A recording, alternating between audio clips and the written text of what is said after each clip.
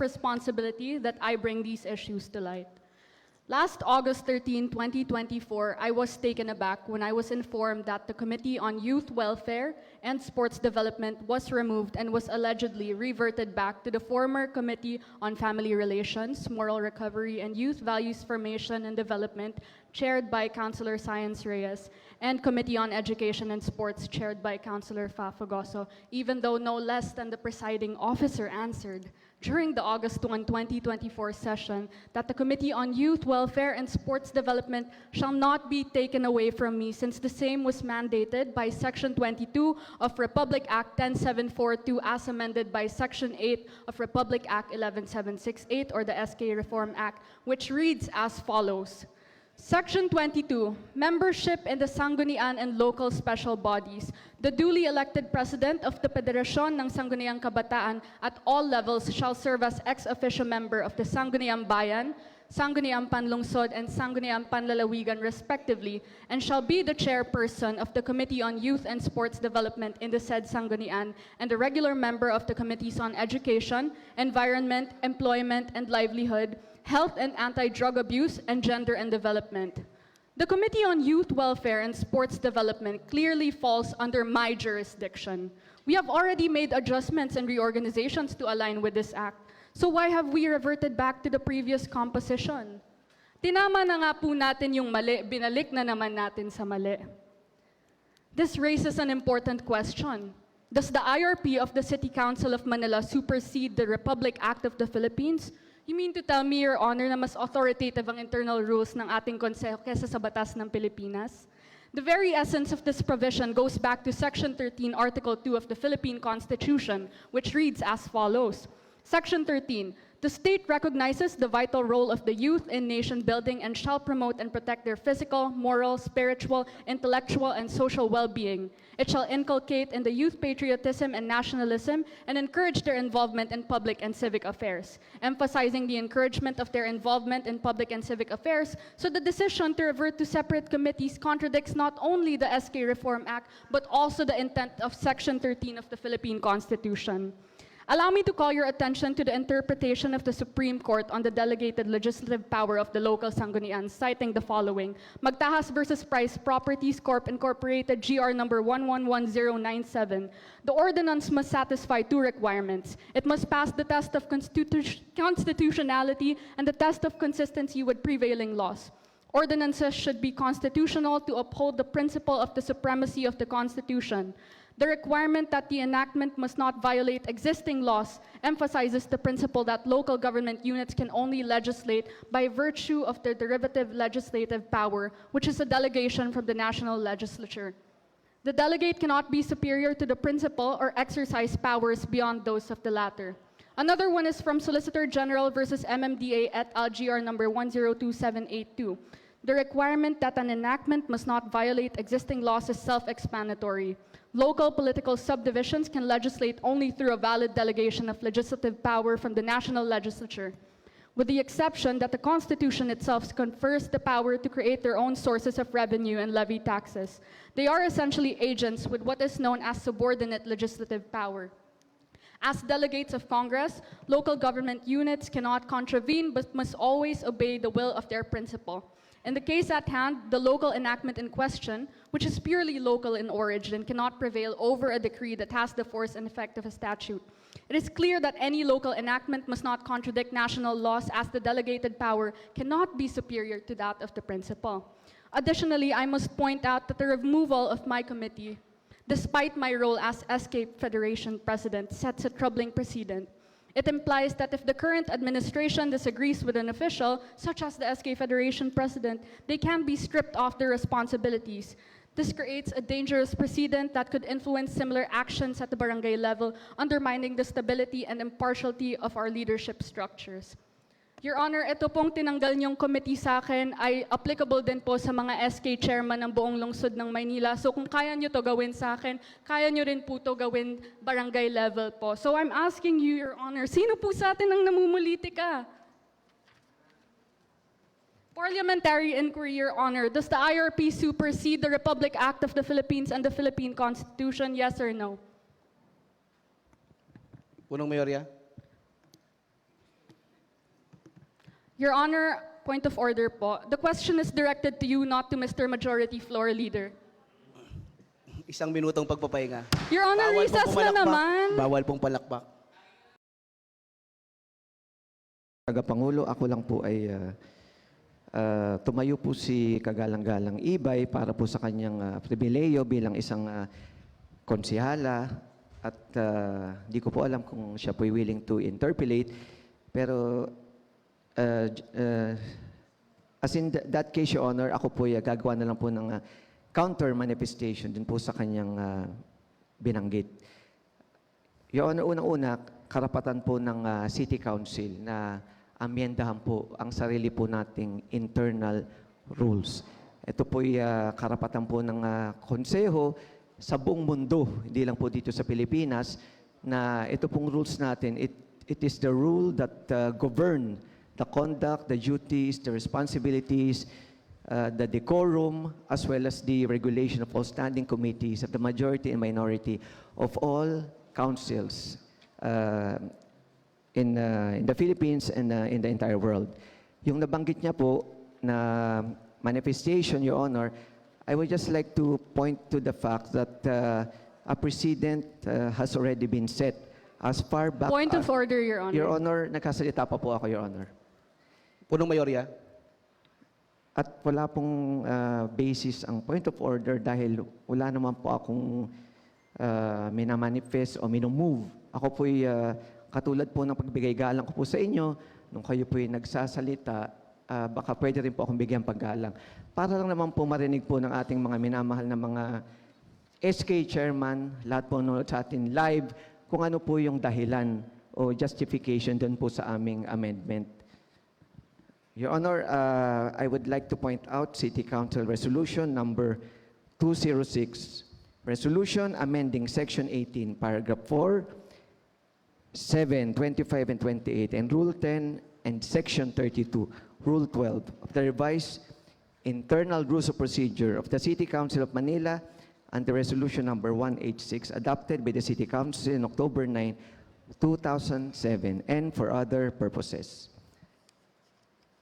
Ang nag-preside po, ang galang-galang Vice Mayor and Presiding Officer, Francisco Isko Moreno Dumagoso. Nakalagay po dito, Rule 10 Committee, Section 18 Standing Committees, Number 4, Barangay Affairs. All matters relating to the review of barangay ordinances and administrative complaints filed against elected barangay officials. All matters relating to the creation, improvement, and general welfare of the barangays and sangguniang kabataan.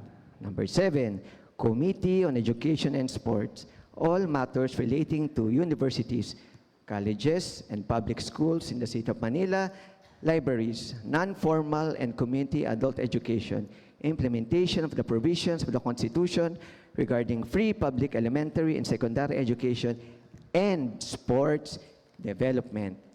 At panghuli, number 28, Committee on Family Relations, Moral Recovery, and Youth Values Formation and Development. All matters directly and principally relating to population growth and family planning, census, statistics, rights and responsibilities relating to family relations, enhancing the quality of life, and youth development and promotion of their moral, physical, intellectual, and social well-being. So as far back as 2010, under City Council Resolution number 2006, presided by our beloved Honorable former Vice Mayor and Mayor, Honorable Francisco Isko Moreno Dumagoso, Yeah. inamend po natin ang internal rules at hinati po natin ang Committee on Youth, Sports Development at Moral Formation at rinidistribute po natin doon po sa aking mga nabanggit na committee. Ito po sinet po natin 2010 kung saan po konsihal si Hello, Ana. Patingin ang full name ni konsihala.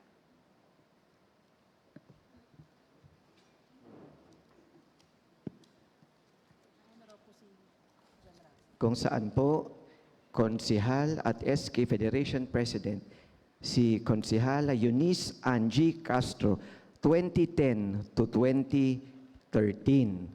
At ito po'y na ipagpatuloy ng panahon po ng kapatid po ni kagalang-galang Konsehal Yan Ibay, kay Konsehal John Russell Ibay, 2013 to 2018. At pinagpatuloy po muli sa panahon ni dating Konsehal SK Chairman Federation President, Konsehal Daniel Dave A. Tan, 2018 to 2023. So for 13 years, Your Honor, ang ating standing committees ay ito pong aking nabanggit. Kahit kailan, wala pong nag-file ng kaso para questionin ang nasabi nating internal rules. Dahil ako po ay naniniwala na ang korte ay wala pong jurisdiction para po makialam sa internal procedures at processes ng isang independent legislative body katulad po ng City Council of Manila. Assuming, Your Honor, for the sake of argument, and just to entertain the the allegations of Honorable Yan Ibay, if there were, in fact, Your Honor, any alleged infirmity in the amendment of the rules, this is not the proper forum to thresh out your complaints. If you believe that any rule was broken, you go to the courts and question the amendment, Your Honor. Yun lang po, Your Honor. Maraming salamat po. Maraming salamat. Mr. Majority Floor Leader, first and foremost, my Bago po brother... kayo magsalita, hayaan niyo muna pong kilalanin ko kayo, Konsehal Yan Ibay. Kinikilala ng apagang kagalang-galang, Konsehal Yan Ibay. My brother was not the SK Federation President year 2013 to 2018. My brother was the SK Federation President year 2007 to 2010. First and foremost, the reason why I am bringing this to light in the said City Council is because in the previous years you've mentioned there have been no SK Reform Act. This SK Reform Act was amended year 2022 po. So, binigay nyo na po to sa akin before. You guys know how much I worked for this committee, how much I asked for this committee, and to bawi it again, bakit nyo po babawiin sa akin yung committee ko? That is my question alongside the whole, does the IRP supersede the Republic Act of the Philippines and the Philippine Constitution that I have previously aforementioned? Can you please make a ruling on that, Mr. Presiding Officer? Does the IRP supersede the Republic Act of the Philippines? Punong Mayorya? Hindi tayo pwedeng mag-debate dito. No, but I am asking for your ruling lang po, Mr. Presiding Officer. I am not Okay, asking Your for a Honor. debate. I am not Opo. asking for a debate, Mr. Presiding Officer. I would just like you to rule. And Mr. Pero hindi Secretary, niyo po please ako put pwedeng this on tanungin po. record. Hindi po kayo, pwede ko po kayo sagutin pag nandyan po ako sa lapag. I am just Punong asking Mayorya? for... Your Honor, para lang po sa, bago po kasi si Konsehal Yan Ibay, para po for her guidance and information, you cannot debate with the presiding officer. He can only rule on our Mr. motions. Majority. You can make a manifestation or a motion or a privileged speech, but you cannot debate with the presiding officer. That's why that's why the presiding officer is directing the question to me, so I can appropriately answer your query. But Your I- Honor, again, I do not know if the principal, if Councilor Ibay has opened herself to interpellation, but again, I will make a counter manifestation just to answer her query. Your Honor, ang local government code po, RA 7160, at yung mga nabanggit niya pong batas, nag-a-apply lang po pag yung committee ay existing sa City Council. So, kung hindi po natin inamyendahan yung ating internal rules at existing po yung Committee on Youth and Sports Development and Sangguniang Kabataan, she has all the legal rights and privileges to assume that committee. Kaya, nagkataon po, Your Honor, wala na po yung committee na yun sa internal rules. So ano po yung committee na kanyang i-assume?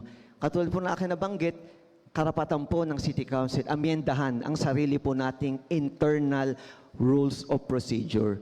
So wala pong conflict dun po sa kanyang tinatanong na legal query with respect to the hierarchy of the laws because it is irrelevant to the topic at hand, Your Honor, considering that the amendment was validly passed by the City Council.